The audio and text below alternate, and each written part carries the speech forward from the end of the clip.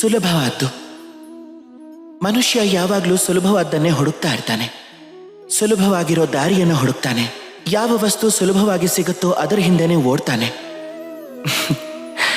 ಈಗ ನೀವೇ ನನಗೆ ಹೇಳಿ, ಎಲ್ಲವೂ ಸುಲಭವಾಗಿ ಸಿಕ್ಬಿಟ್ರೆ ಆಗ ಆನಂದ ಎಲ್ಲಿಂದ ಬರುತ್ತೆ? ಸುಲಭ ಯಾವುದು ಅಂತ ನೀವೇ ನನಗೆ ಹೇಳಿ. ದುಃಖ ಅನುಭವಿಸಿದಾದ್ಮೇಲೆ ಕಣ್ಣೀರು ಸುರಿಸೋದಾ, ಅಥವಾ ನಗನಗತಾನೆ ಮತ್ತೊಬ್ಬರಲ್ಲಿ ಧೈರ್ಯ ತುಂಬೋದಾ? ಯಾವುದು ಸುಲಭ? ಬಿದ್ದೋದಾಗ ಸಹಾಯಕ್ಕೋಸ್ಕರ ಯಾರನ್ನಾದ್ರೂ ಕರೆಯೋದಾ, ಅಥವಾ ನೀವಾಗೆ ನಿಮ್ಮ ಕಾಲಿನ ಮೇಲೆ ನಿಂತು ಶಕ್ತಿ ತಂದುಕೊಳ್ಳೋದಾ?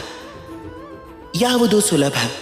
ಬಿರುಗಾಳಿ ಮಳೆ ಬಂದು ಹೋದ್ಮೇಲೆ ಮುರಿದು ಬಿದ್ದಿರೋ ನಿಮ್ಮ ಮನೆ ನೋಡಿ ಅಳ್ತಾ ಇರೋದಾ, ಅಥವಾ ಮಣ್ಣಿಗೆ ನೀರನ್ನ ಬೆರೆಸಿ ಪುನಃ ನಿಮ್ಮ ಮನೆಯನ್ನ ಮತ್ತೆ ಮೊದಲಿನ ಹಾಗೆ ನಿರ್ಮಾಣ ಮಾಡೋದಾ?